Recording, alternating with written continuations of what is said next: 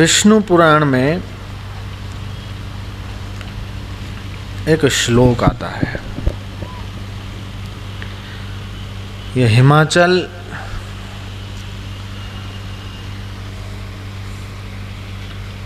देवताओं की टप्पे टप्पे पे तीर्थ भूमि है।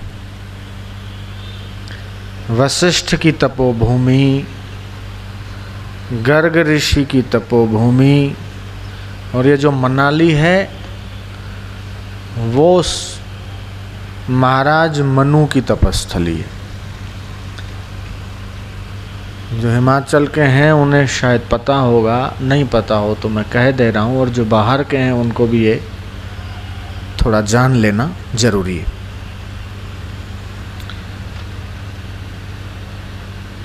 हम इस विश्व के आदि से प्रारंभ करते हैं कि जब कुछ नहीं था, जब मनुष्य नहीं थे, पशु पक्षी कीट पतंग, ये जो 84 लाख योनियां हैं वो नहीं थी, तब क्या था और इस ब्रह्मांड का, इस विश्व का उद्गम कैसे हुआ, ये शास्त्रों के आधार से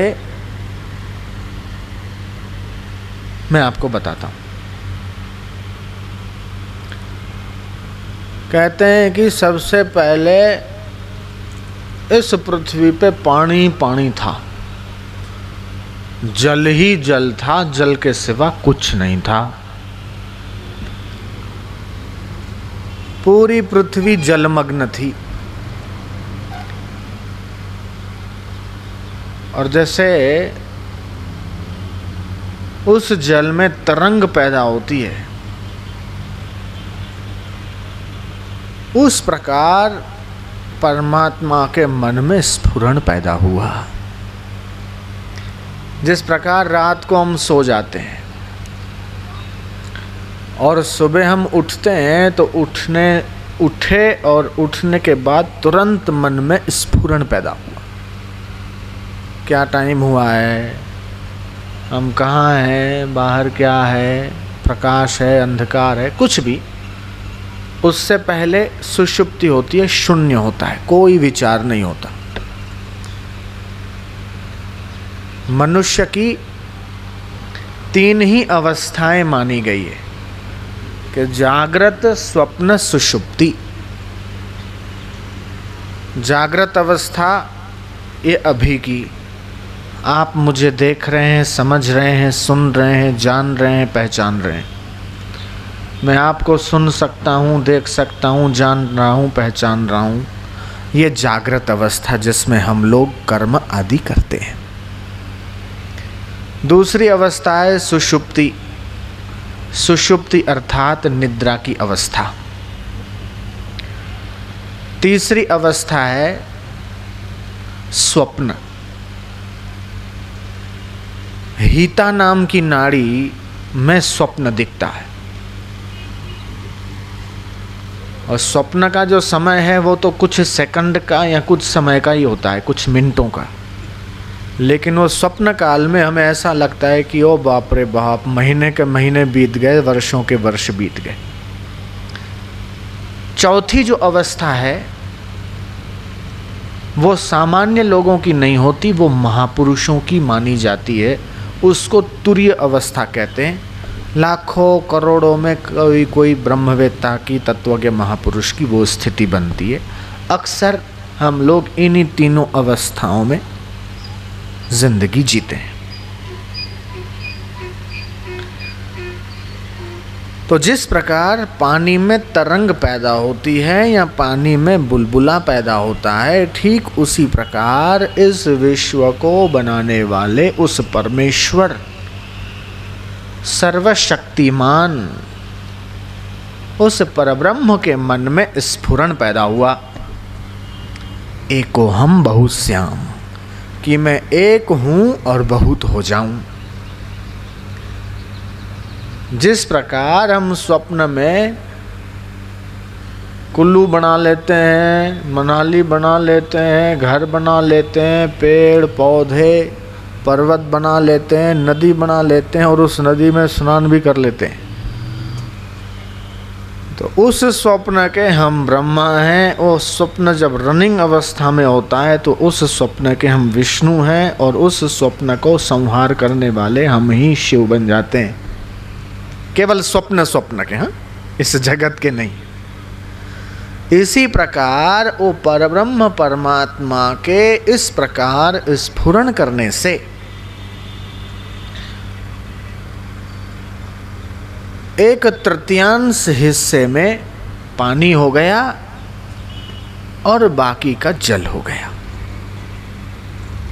कि मैं एक हूं और बहुत हो जाऊं, इस प्रकार के भाव करने से स्वयंभू मनु पैदा हुए, जिनके नाम से ये मनाली जाना जाता है, मनु जी के रहने का स्थान। आला मतलब अच्छा, मन आला, वो मन में स्फुरण पैदा हुआ, मनु हो गए। जैसे तुम्हें एक कागज हो, उस कागज का जेरोक्स कराने जाना हो, 60 कॉपी चाहिए, 1/60 एंटर कर देने से वो एक कॉपी की 60 कॉपी बन जाती है। आप जानते हैं अकर्तुम शक्युम अकर्तुम शक्युम अन्यथा कर्तुम शक्युम, उस परमात्मा के लिए असंभव क्या है? उन्होंने अपनी जैसी आकृति वाले दूसरे 60,000 बना दिए। परब्रह्म परमात्मा की आज्ञा से वो एक से वैसे के वैसे 60,000 हो गए। अब भगवान ने आज्ञा दिया कि तुम इस जगत को चलाओ, एको हम बहुश्याम। और धीरे धीरे धीरे धीरे उन्होंने रचना की, पौधों की, वनस्पतियों की, वृक्षों की, सर्प, पशु, पक्षी आदि जितने भी अभी जीव जानवर दिख रहे हैं वो सब।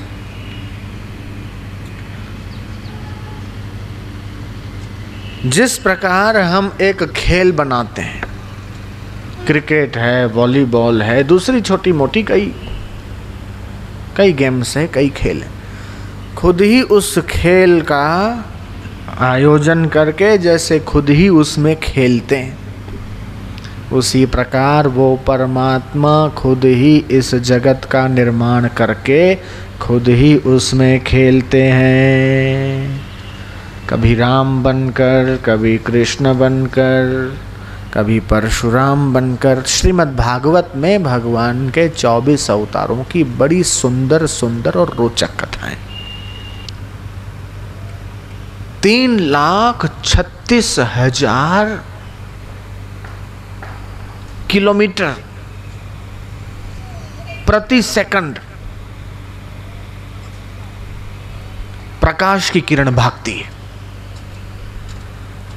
3,36,000 किलोमीटर प्रति सेकंड प्रकाश की किरण भागती है।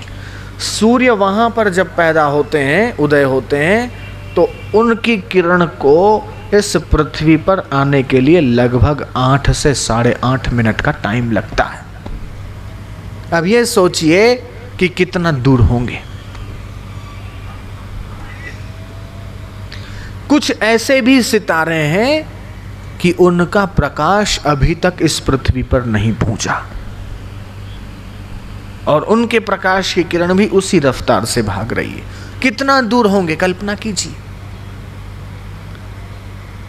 ये ब्रह्मांड बहुत विस्तृत है, बहुत विस्तृत है, लेकिन इस ब्रह्मांडीय चेतना जो अणु अणु में, रोम रोम में व्याप्त है, तुम पौधा उगाते हो या बीज उगाते हो, हर रोज वो बढ़ता है।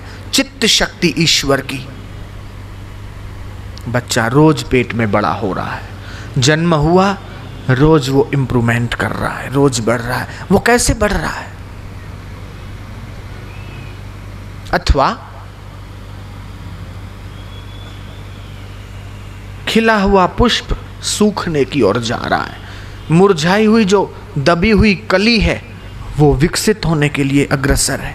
तो ये जो मूवमेंट है, ये जो विकास की प्रक्रिया पूरे ब्रह्मांड में काम कर रही है, उस विकास की प्रक्रिया को आप पकड़ लें, प्राण को महाप्राण के साथ जोड़ लें, तो आप सर्वशक्तिमान हो जाएंगे। ध्यान योग का यही तात्पर्य है कि ध्यान योग के द्वारा वो जो सोई हुई चेतना है, वो जो सुप्त मन है, वो जो सोई हुई शक्ति है, वो धीरे धीरे जागती है।